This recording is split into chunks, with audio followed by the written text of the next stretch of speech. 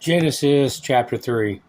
And now the serpent was more subtle than any beast of the field, which the Lord God had made. And he said unto the woman, Yea, hath God said, You shall not eat of every tree of the garden? And the woman said unto the serpent, We may eat of the fruit of the trees of the garden.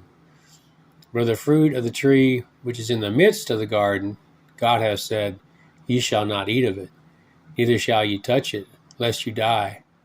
And the serpent said unto the woman, Ye shall not surely die. For God doth know that in the day you eat thereof, then your eyes shall be opened, and ye shall be as gods, knowing good and evil.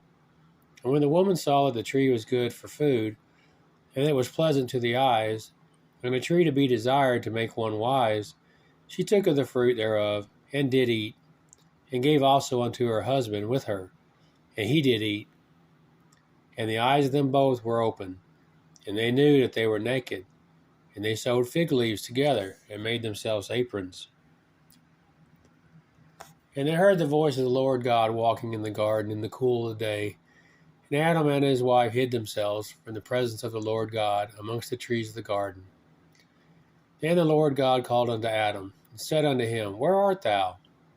And he said, I heard thy voice in the garden, and I was afraid, because I was naked, and I hid myself. And he said, Who told thee that thou wast naked?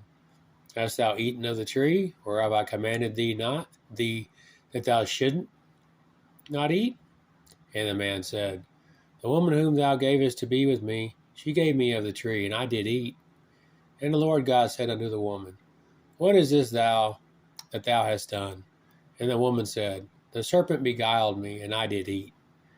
And the Lord God said unto the serpent, Because thou hast done this, thou art cursed above all cattle, and above every beast of the field.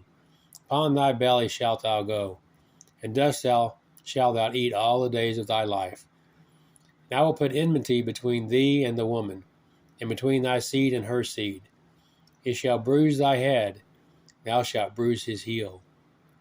And to the woman he said, I will greatly multiply thy sorrow and thy conception.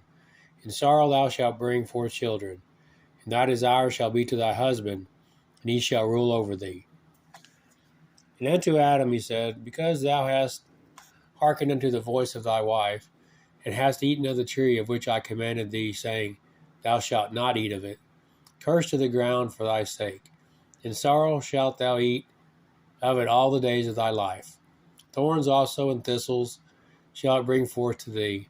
Thou shalt eat the herb of the field. In the sweat of thy face shalt thou eat bread, till thou return unto the ground.